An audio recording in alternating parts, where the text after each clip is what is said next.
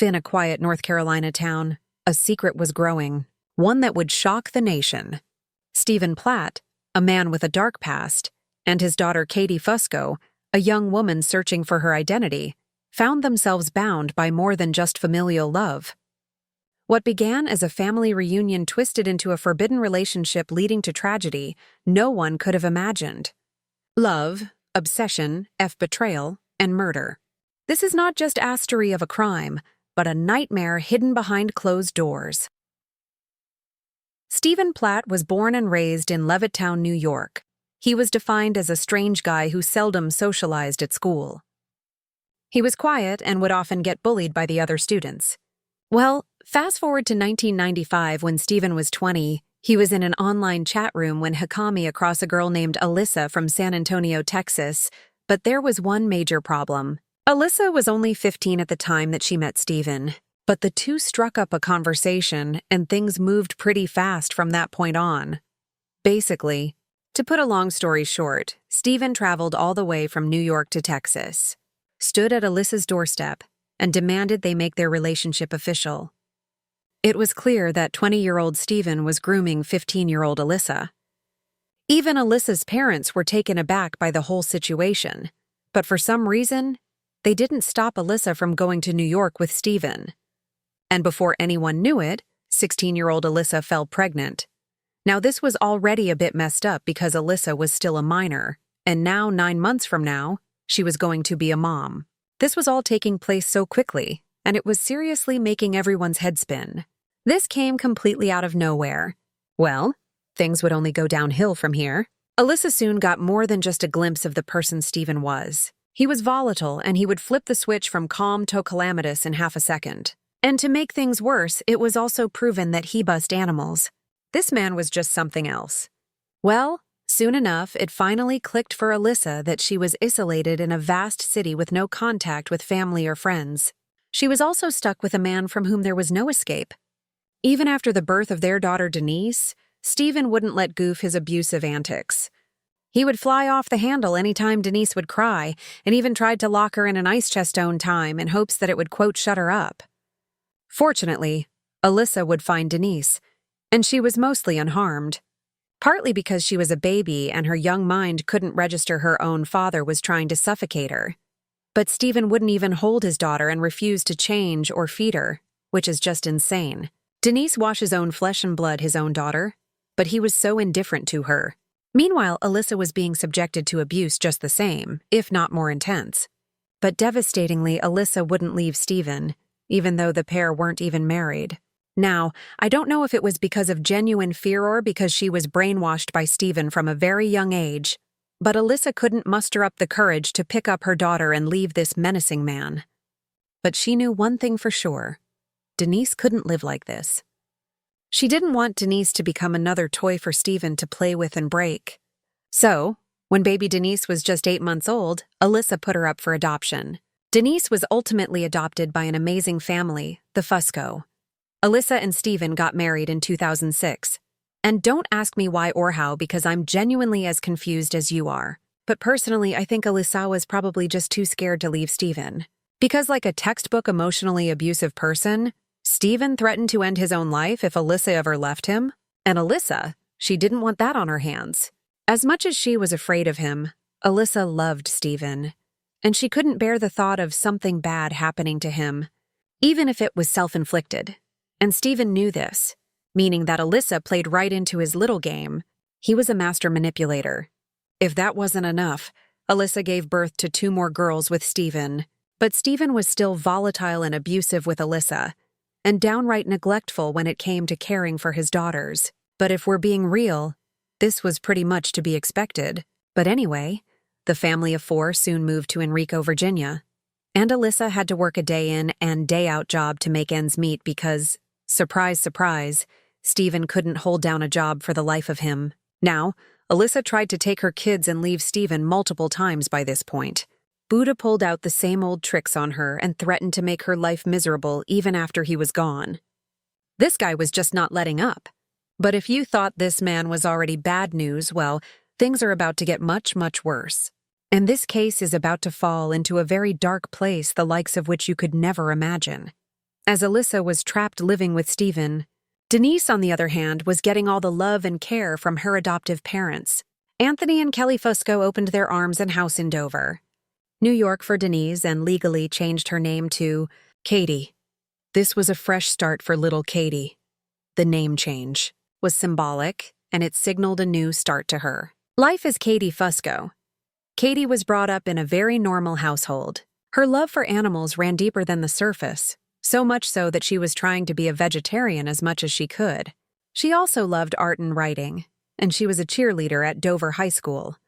And she had plans to attend Dutchess Community College to take up art and work in online advertising.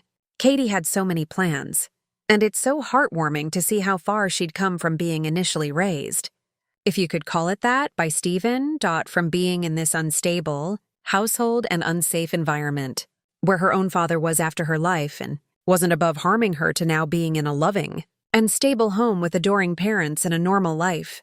Anthony, her new father, was a retired corrections officer at the Federal Correctional Institute in Danbury, Connecticut.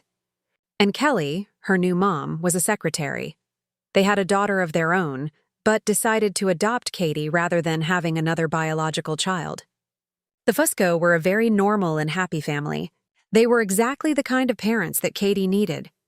Katie had a lot of dreams and ambitions, and her knack for creativity was undeniably strong. She was only 16, and her words held more emotion, power, and moving feelings than any top literature out there. She was truly a gifted young girl.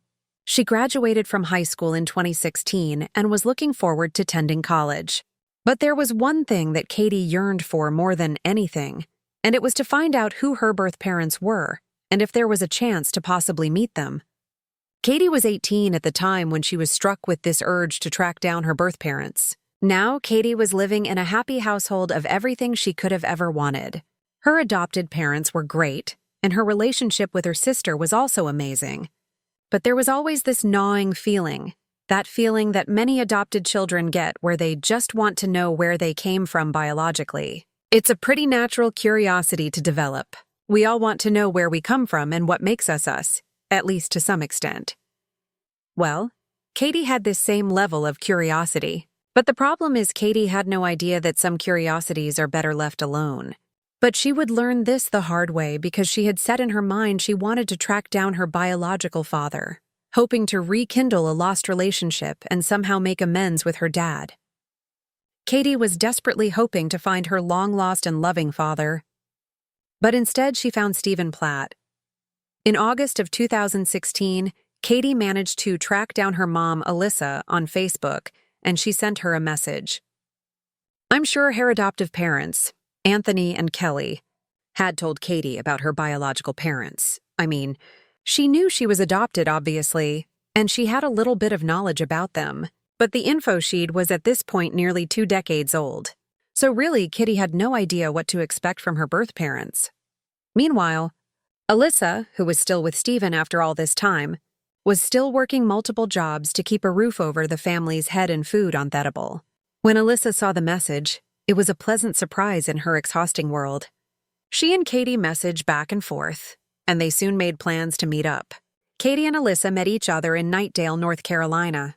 The two talked for hours, and Alyssa was honestly just so happy to see Katie or Denise in her eyes living a good life. Katie was a part of Alyssa. She was her own daughter.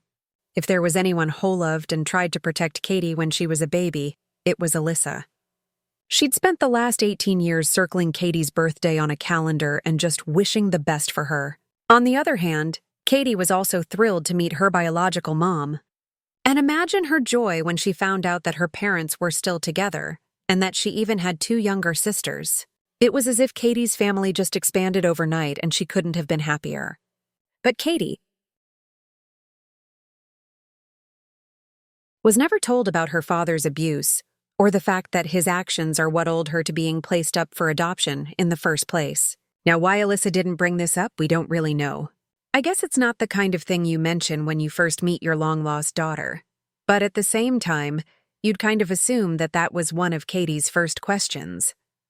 Why'd you put me up for adoption? So, how Katie didn't find out about her father's abuse, God only knows. But I think they were just trying to get to know each other, and they kept the conversations mostly about themselves and what they were up to over the past 18 years, keeping things light.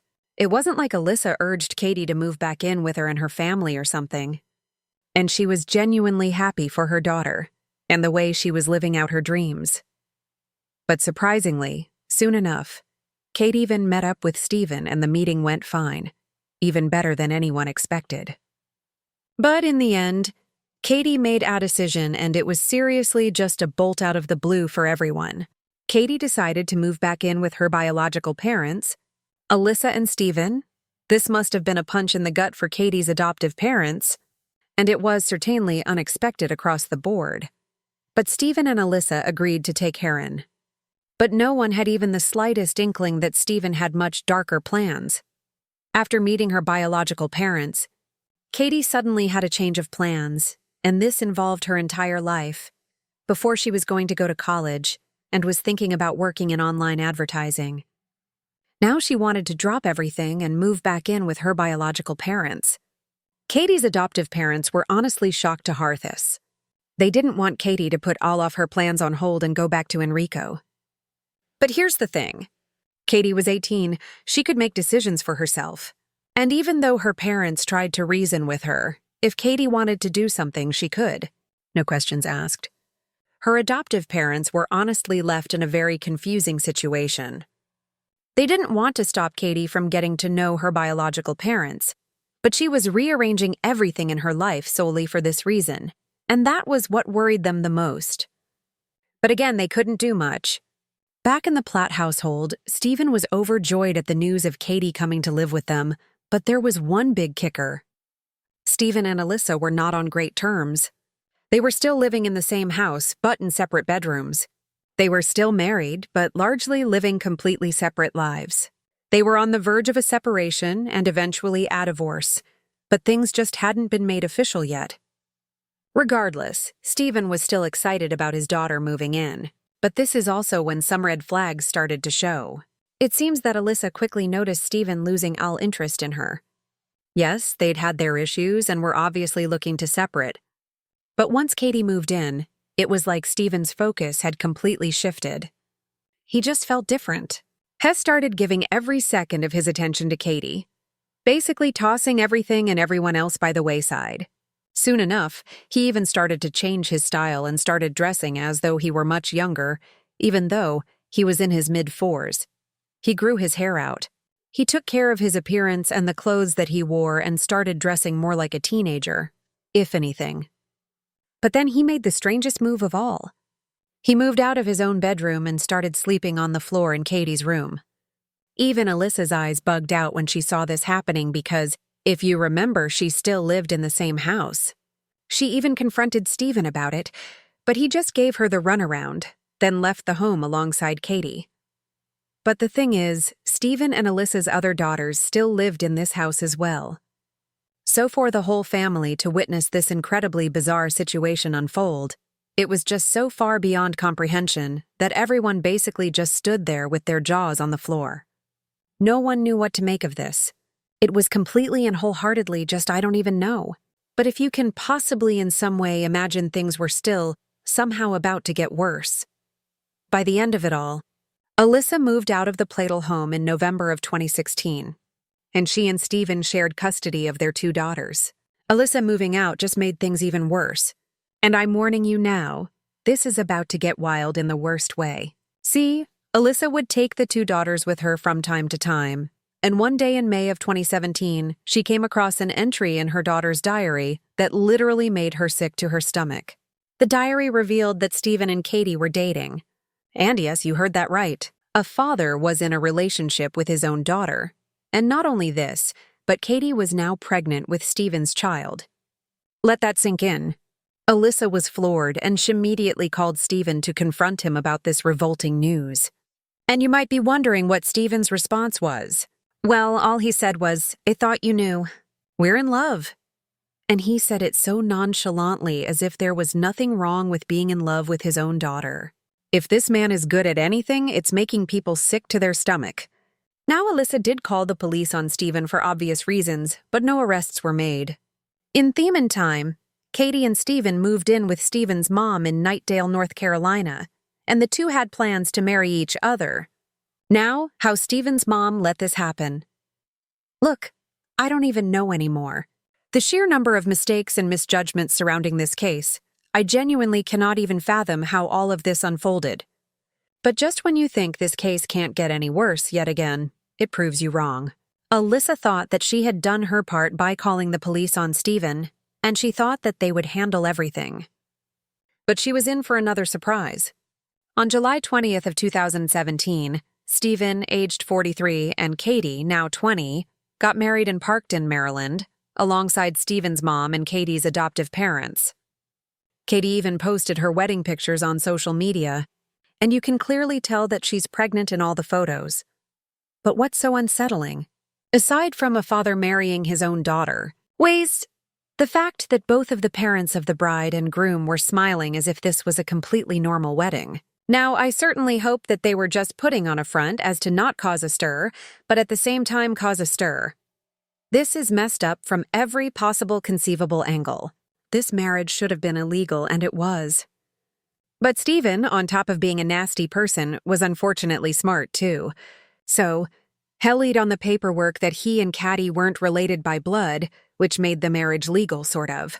It's not really legally binding if you lie, but still, the paperwork managed to get pushed through, and these two were now legally sort of a married couple.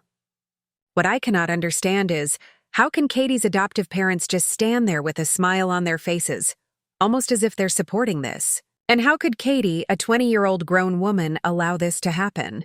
She wasn't being threatened. She wasn't in fear like Alyssa was. Katie chose this because it's what she wanted. But get this.